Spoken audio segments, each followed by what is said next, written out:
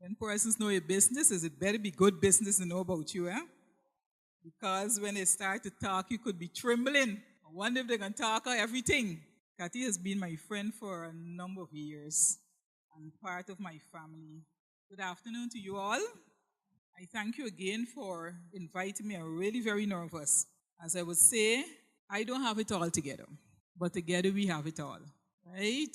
I am still working on so many things, and that is to understanding my husband, because, after married for over 30 years, things change, and you might have liked something like a couple years ago and probably change his diet and all of that. So you got to keep working on this thing, and understanding that I would have had children, I would have seen them grown, and some of the things that you're dealing with at a different age is different than dealing with them when you can give them instructions. Now you give them instructions and they want to tell you, or they want to have a discussion.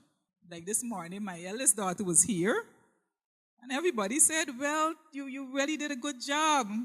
But I'm glad that my daughter was here. And she said, well, you did a good job, but you should have mentioned this and should have done that. So I hope I remember to do so this afternoon.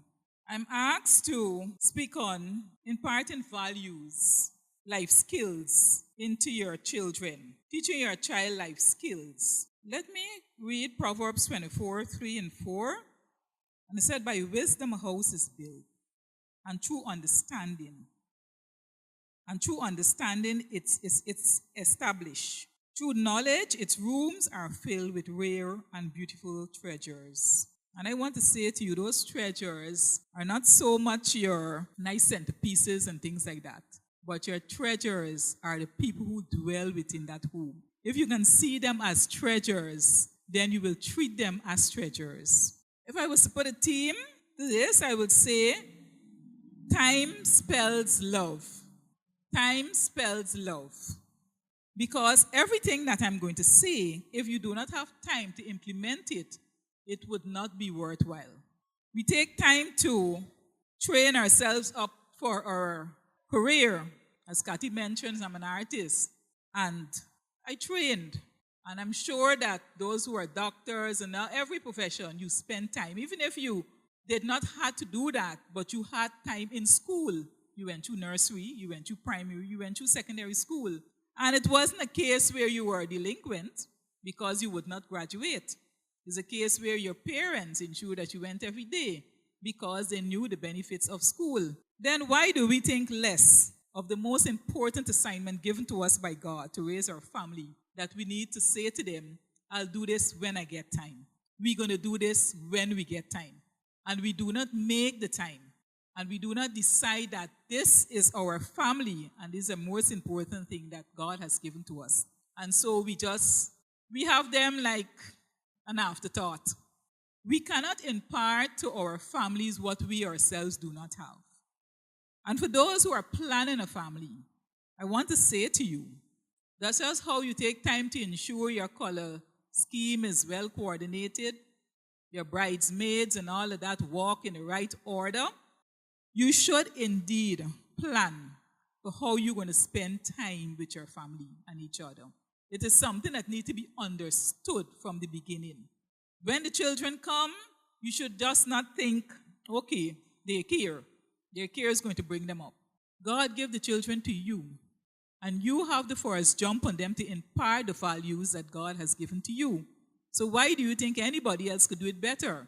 They already spend so many hours in school. When they come home, then we have the next babysitter, which is the television. And we say, okay, rest out there whilst I cool off. And when the television doesn't do it, we put a tablet in their hands. And when you try to communicate with that child, you realize that they can't do it. You get you one-word answers from them because they're just visual, and everything they can relate to is by a text or what they see on their phone or the TV. And you lose that communication skills with them and even cause them to lose something. Because have you noticed how very poor children do at composition and things like that? Have you tried to carry on some conversation with some young people and you realize it's like pulling teeth. You got to ask, how you doing? Fine. How is school? Fine. How you doing? Fine. You cannot get certain. You have to ask. You have to ask the questions. And you got to like pull to get things out of them. So you yourselves, you have to equip yourselves. And you have to ensure that you plan that time is a very essential thing in raising your family. And the first point I want to look at is your devotion or your family altar. Now, if you as a Christian do not have that, how can you impart it to your children? How can you insist that is a vital asset? How can you insist that is essential for the development of that child's spiritual and moral growth for them to have family devotions? It will be a struggle. There are so many times I find it interesting when young persons, young couples talking to you, and they want to impress you with how busy they are, right? The professional woman that they're married to, and they flick the nails, and they're talking about, oh, well, I don't cook, and I don't wash, and because, I'm a professional woman. And the husband, he impresses you with how much time he spends on the computer, because that is his office away from home, and how much traveling he does. And you have these two imperfect people want to raise a perfect family, and they expect miracle is going to happen. Well, if you cannot shed and decide what is the most important, the assignment that God has given to you, you're going to run into problems. And when you see your children in a disorderly manner, then you're going to look back and say, but I did the right thing. Every now and again I would talk to them. As I'm saying to you, time is of great essential in your family. And we don't have a lot of it, Just imagine, just the other day I was bouncing around as a teenager, I'm a grandmother. So you have a lot to do and a very short time to do it in, because children grow up very quickly. Your family devotion is critical for you to ensure you get your family together. It doesn't matter how old they are. It does not matter. If your children you don't have a family as yet, it's important that husband and wife pray together. It's important that you start that day with that blessing. It's important that you understand what is happening in each other's lives so you can pray about it, whether it's work, it's school, whatever it's it. So it's important that you start that day praying. When you have that mode going, then when the children come, it's quite easy now to get them into that same situation where you have your devotions. We had our devotions with our children, and when they were very small, we just had them on our bed. And of course, we had to soon graduate to another part of the home because they stretched out. One of the things that devotion did for us was we assured that we instilled something, that the values of God, and it was not done to the teacher. It was not left for the teacher. That is not a teacher job by any chance, by any way. It's lucky when you get a Christian teacher, but that's not the job of the teacher, right? It's your job to instill that your children are taught Christian values. And because of how they had to read, everybody had to take a part to read. It also helped them with their reading, right? So there are benefits. Going into exams and things like that, they knew God is going to help, and they prayed. I was very impressed when our last daughter was going into doing her CXCs and thought she could fast, right? It's not something we told her to do, but she did that. And it was a good thing to do, that she fasted and prayed, and she had her time set when she did that. There is no other thing I can think about that is as vital. You see, it's a foundation. It's a spiritual foundation that you have to put into your child. It's as important as family, as parents, imparting those values. And it goes to the single parent also, not because there is not a father in the home. I say to single parents, you have the Heavenly Father. You say to that child, we are having devotion because God is here with us, right? And that child understands that there's an authority figure in that home also. As I move on to that authority figure, I want to talk the other values that you need to teach your children. Respect for authority and respect for things. Many times in our homes, we have children talk to us in a particular way and we say that Oh, don't worry with she a little womanish. Don't worry with he little manish, he can grow out of it. And I say, oftentimes, children do not grow out of things, they grow into things. I want to read a scripture with you, and it's Proverbs 127:1. Unless the Lord builds a house, its builders labor in vain. And if you just think about a few short years ago, we had a lot of big business places go up in this country. And almost a lot of persons knew that it was drugs money. Isn't that so? You knew it was drugs money. Can you look around now at those places and see what's going on? Some of them are up for sale. The wicked only prosper for a short time. All right? So we need not be afraid or be envious because they are standing on slippery ground. All right? When we build our hope and put our trust in God, we know that we are secure. And so teaching our children respect for elders, for you in the home. They say the generation now, or any generation, is a reflection on that generation before them. Can we say we are proud of the generation that we're seeing right now? Can we say that we are proud of that generation? When last have you seen a young person stood up and give an older person a seat? When last have you seen somebody go into the bank and they step forward and open the door for you? When last have you seen somebody helping an older person across the road? Instead, you go into the bank and they're jostling you to get in because they need to get in the line before you. And so when we see these things, we understand that we haven't done a good enough job. We see children walking down the road and kicking the persons that is lying on the street there, the homeless, and throwing things on them. We are not doing a good job. And so why we're not doing a good job? Because the home is damaged. And we know what is important to God is equally important to the devil.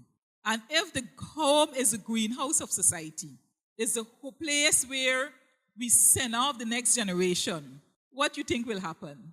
The devil is going to throw busyness into our way. He's going to throw a whole set of things into our path to stop us from doing what we're supposed to do. And so we should not see busyness as a feather in our cap. I've got to be careful with using these terms because what I've realized recently is that a lot of young people don't know these things. Let me just tell you something. The other day, last week at Sunday school, I was telling the children, we're talking about peer pressure. And I was saying, making reference, do you know the story of the king's new clothes? And they were all looking at me. The king's new clothes? No. And I said, don't you know the story when the swindlers came and caused the king to think that he was wearing a cloth that only persons with wisdom could see? And they never heard about it. So I said, oh gosh, am I that old? But I hope a lot of persons, I know some persons know it, right? We know and go check it and read it.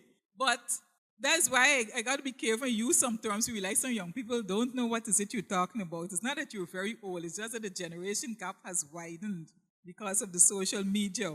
So it's not a feather in your cap when you can talk how busy you are. Right? It simply says to you, and I'm sure all of you who are counselors, when somebody come and say how busy they are, you wonder what is going on in the home, right? Some time ago, a young lady came to me. She said, I would like you to talk to my husband because he's acting weird. It seems as though he got a mental problem. So I said to her, well, your husband is not here, so you tell me what is going on with you. Tell me what your week is like. And she said, oh, Monday I have maths class, Tuesday I have music, Thursday Wednesday I have worship, and and she carry on. And then Saturday, all day worship. I said, did your pastor ever say to you to go home? And she dunged her head and she said, yes, I said, well, you need to take your pastor's advice. You're not operating like a married woman with children. You're operating like a single woman. You need to go home, right? And so, busyness, the devil throws that in to cause us to feel that we are doing so much. And then when we see the products of our home, then we want to know, what did I do wrong? What did I do wrong? And as I said, time spells love. You did not put in enough time with that child. Teach your children respect. If children learn to respect you at home, then we wouldn't have children threatening teachers in school because they know there's respect. I cannot do that.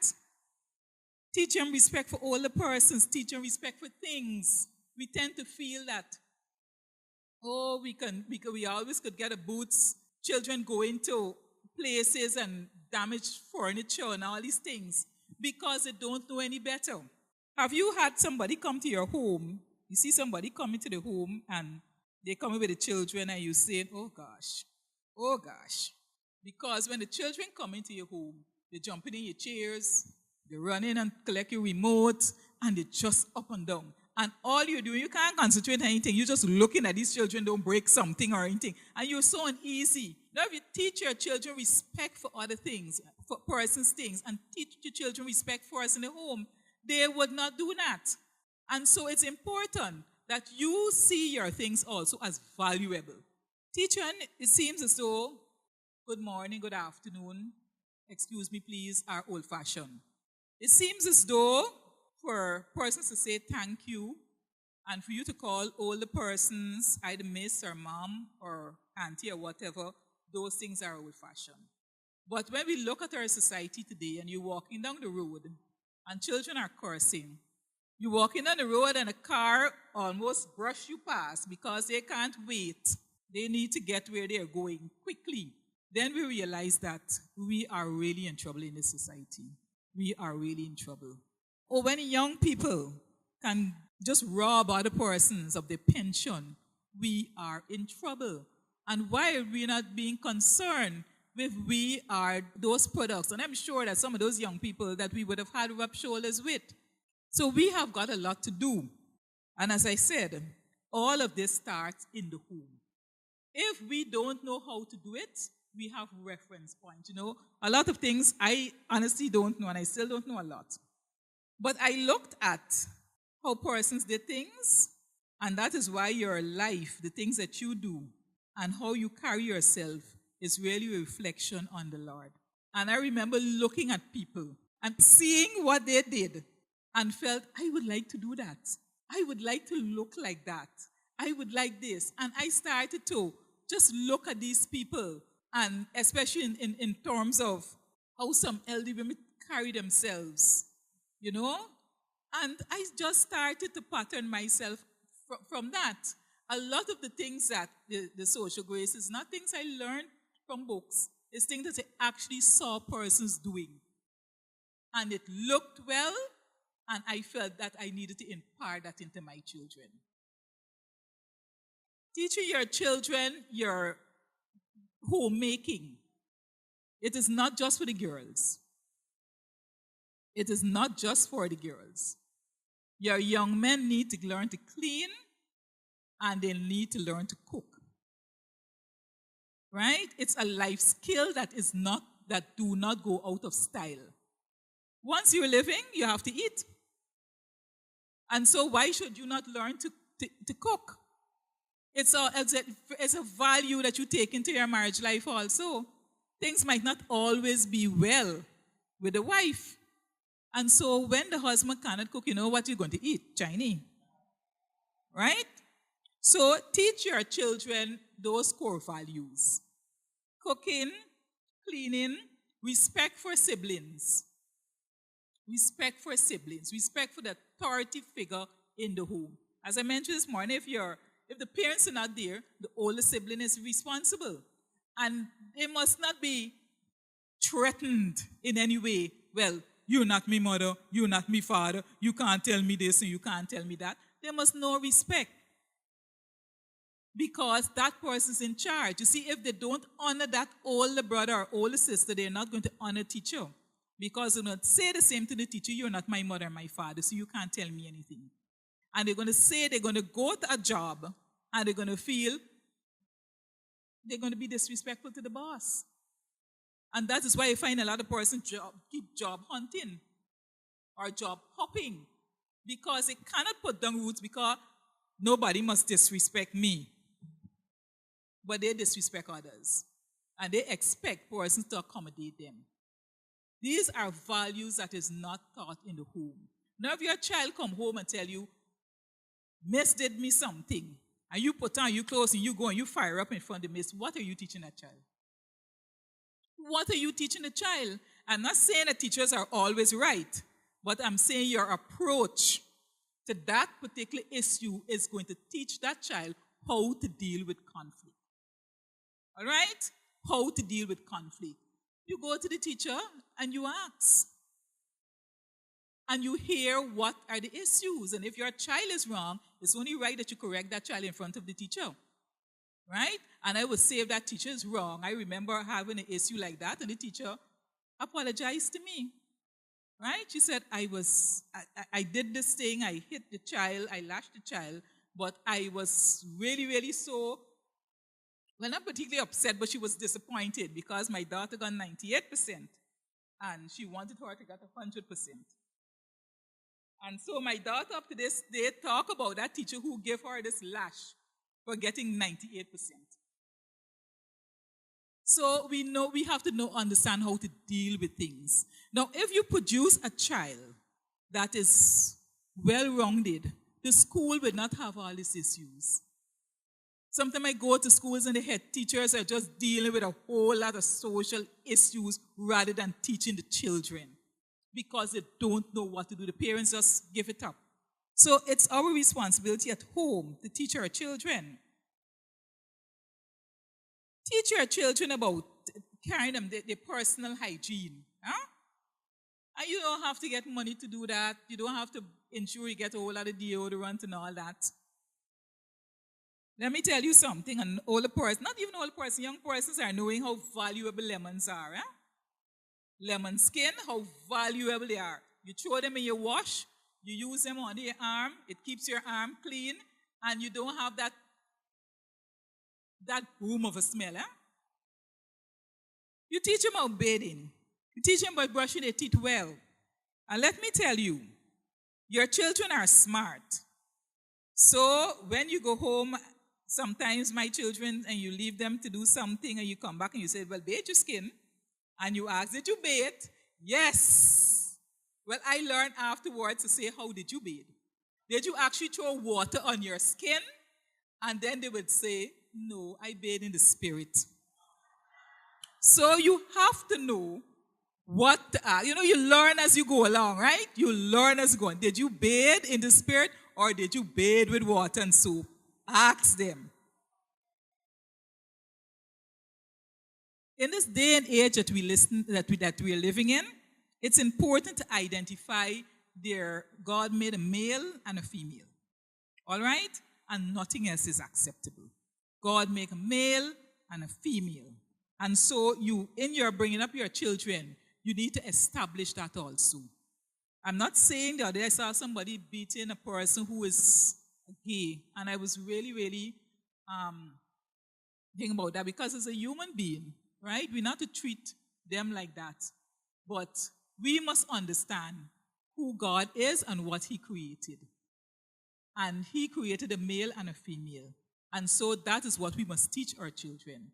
We're not to say to them, you got to be accommodating and you got to be, no, we have to let them know that yes, there are people and all of that, but it's not a case where you have to accept the fact that they're saying they're born this way. Teach them to understand a male and a female. And the other things as they get older, teach them according to age appropriate, It's important to let children we live in a society where we have 6 races and we have a lot of different cultures and understanding of that, right? When we understand other people, and because your children might not always be in your home, they will be out. They might be abroad or something. So it's good for them to understand how other people operate. But I'm not saying for them to do like the other people, but I'm saying for them to be wise as to what persons do and know that there are differences.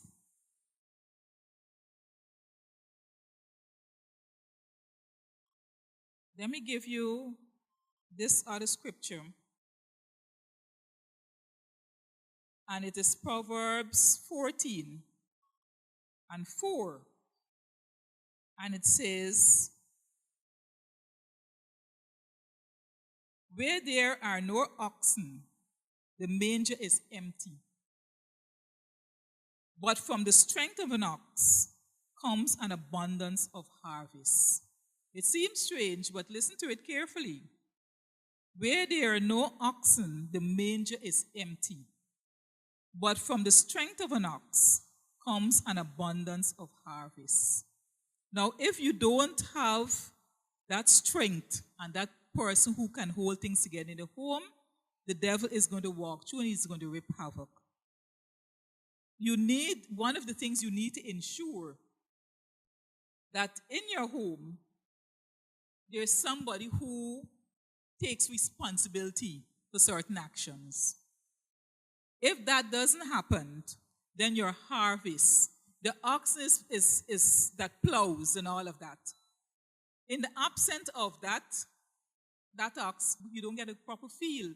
In the absence of that authority figure in the home, who sets the mood, who said, yes, we need to have devotion. Yes, this is what we need to do. This is what we need to do. Then what is going to happen? There is no order. And where there is no order, of course, opposite to that is disorder.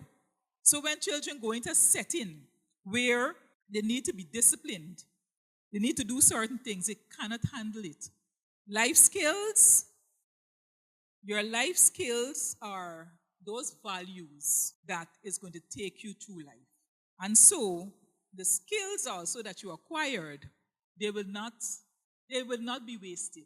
So just like how you place your emphasis on your children learning and acquiring proper academics, also place that emphasis on their understanding and learning life skills.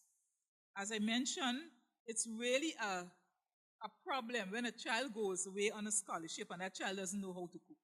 Whether it's a male or a female, they don't know how to cook because you've been emphasizing the academics. They have to get A's, they have to do that. So they're off on a scholarship, and what do? They're calling you, how do I cook? What do I do? And for you to just ease the pressure, you need to send money. And buying food in a foreign country puts a strain on a family.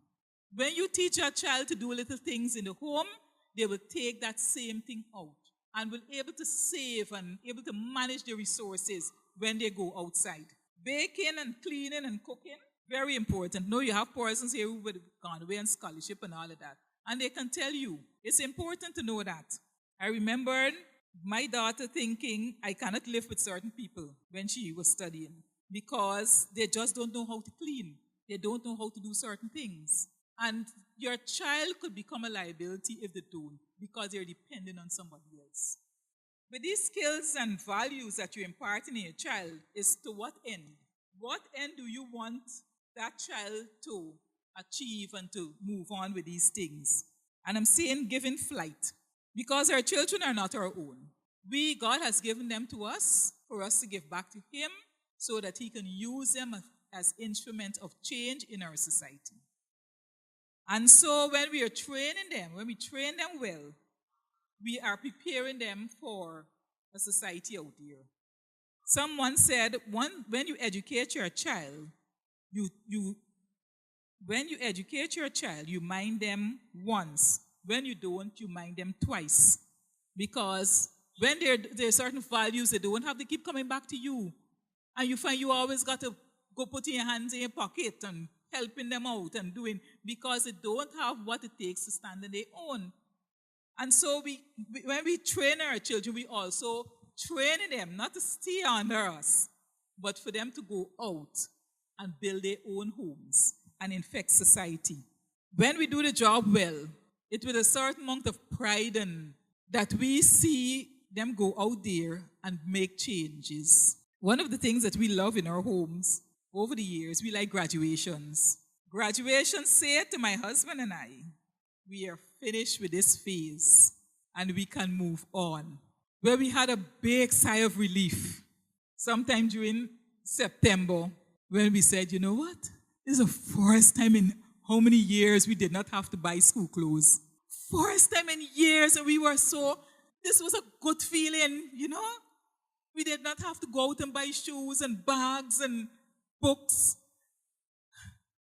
because our last daughter had finished secondary school and was going on to university. Our son, our fifth child, was finishing university.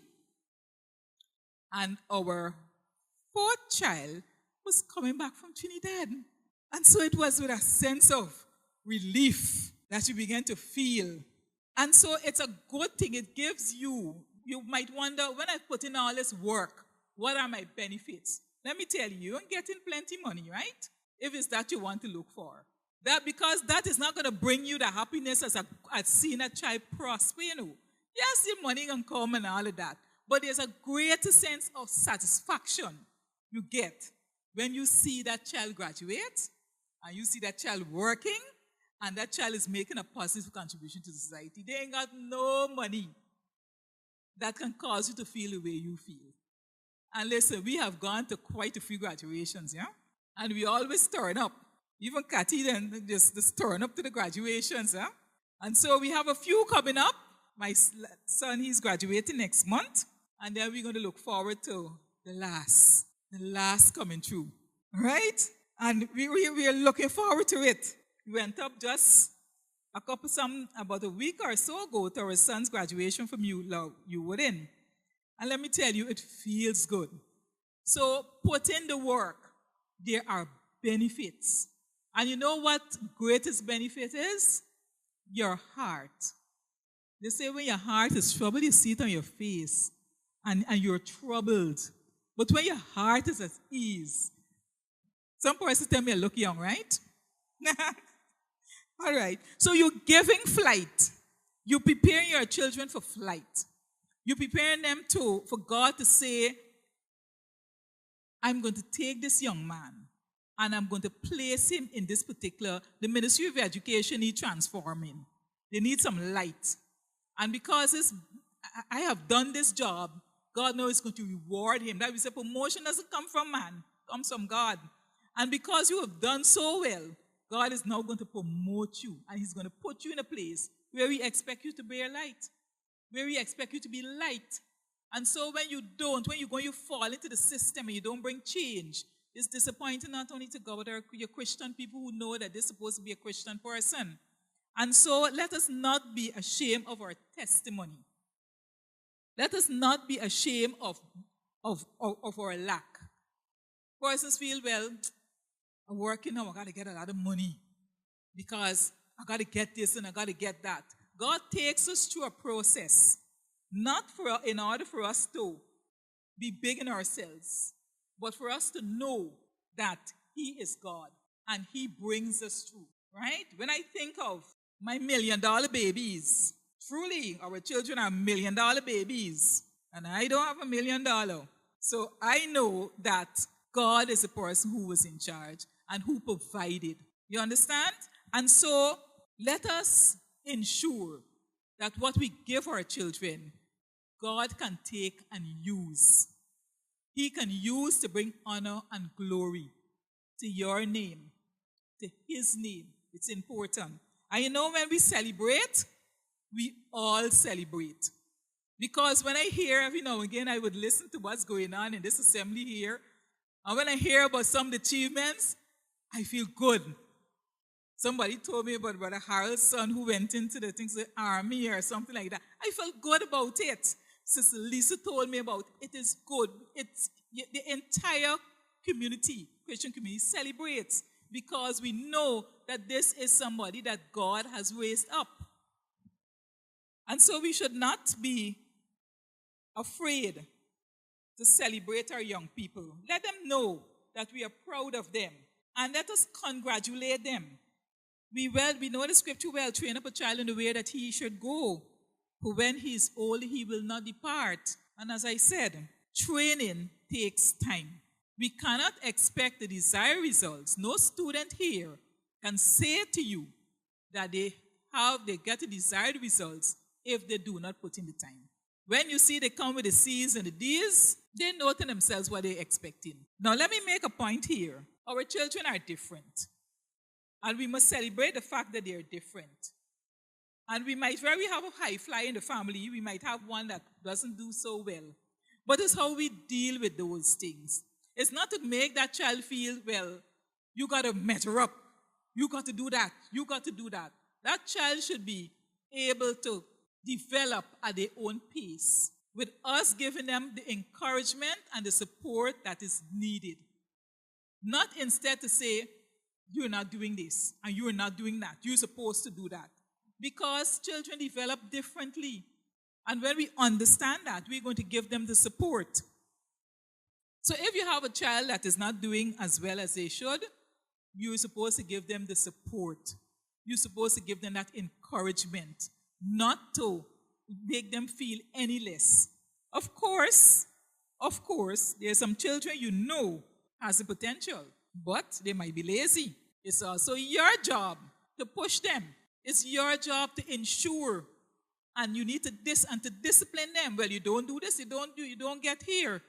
You don't do this, I'm going to do this. So ensure. Time management is a very important thing with children, and it's something that you need to model. Getting places in time, preparing beforehand, helps you also with your assignments. Because if you don't do that, you find you're going to be burdened with a lot of things to do and not enough time to do it in. And when something like that happens, you put the entire family under stress. Because they have to be scrambling. We got a couple of that. As I told you, we're imperfect, right? And we had a couple of those things where somebody decide, oh, I got a paper. You know what? I have a paper to. We try to get certain things. We try to get a printer. We try to get that. But something the printing got ink. And then this child come, oh gosh, Daddy, I have to go and get this thing printed. So Daddy got it there pulling out here, flying here. And then not only the Daddy, I got to get it binded. And Daddy, I got to do a project. And the father got to be running. Although you say to them, come and tell you early. Come and do this. But the point is that you know the child needs to get this thing done. You're going to quarrel, you're going to row, but you're going to support them. Right? But when you see something like that constantly, it's something that needs to be addressed. Because that person is going to the world of work and they're going to constantly be late, not finishing their projects, and the workplace is not the home where the boss is going to take you and run with you to get your assignments done. You need to ensure that you hold your own in the place of work. And I'm speaking to somebody. As I said, when you sharpen your arrows and you sharpen your children and they're sent out, it's with great joy that you can benefit from them. All right? So don't ever feel the time that you invest is going to be wasted. Don't ever feel the money that you invest in them is going to be wasted. But when you water everything that you're doing with prayers, when you ensure, I mentioned this morning about my daughter meeting with an accident. When we got up to the place with the accident, we were really, really shocked at the damage that was done to the vehicle. She was parked, waiting for a pedestrian crossing, and a minibus came and hit her vehicle at the back, sent her into two other vehicles, and she came out just a little shaken. It's a habit that I've cultivated over the years. I like to see my children walk out the yard, something they don't see me, but I like to look at them, I like to watch them walk out, because I say that little prayer of God protecting them and God covering them and God watching out for them. Although my husband and I pray every morning for them, but I just like to do that. I just like to ask God, watch over them and protect them and guide them through the day. I even mentioned this morning they had a time my husband worked shift, and it took him about 20 minutes to reach to work, and he had to go through all Boys Town. And I just felt I had to pray for that 20 minutes. I just felt that him going to work safely depended on my praying. And he had so many stories of incidents that happened, where one day he was riding on his motorcycle, and he said as he was riding, somebody came out and said, stop. And they removed the wire that they had across the road. And they said, this was not meant for you, sir. Right? And so it is so important that everything that we do, we ask God direction. He is never going to fail you. And if you find that things are not working out, Put your trust in him. He knows. And he's taking you through. You know, I tell persons they had times when we work from paycheck to paycheck. I would never change those times. I would not change it because I think the values that we imparted into our children prove to be very beneficial now for how to respect things. And as I bring this down, as I said, giving flight, ensuring that we secure our future is by what we put into our children. Our future is what we do in our homes. And as I said to you, remember, what is important to God is equally important to the devil. And don't see some of the challenges that you have in your home as just mere coincidence. The devil is going to fight you tooth and nail because he do not want your seed to prosper. Brethren, please ensure that you plant those first seeds into your children, because the word of God do not lie when he says that train a child in the way that child should go. And as I said, training takes time, a lot of time. God has given it to us. Let us use it wisely. Thank you.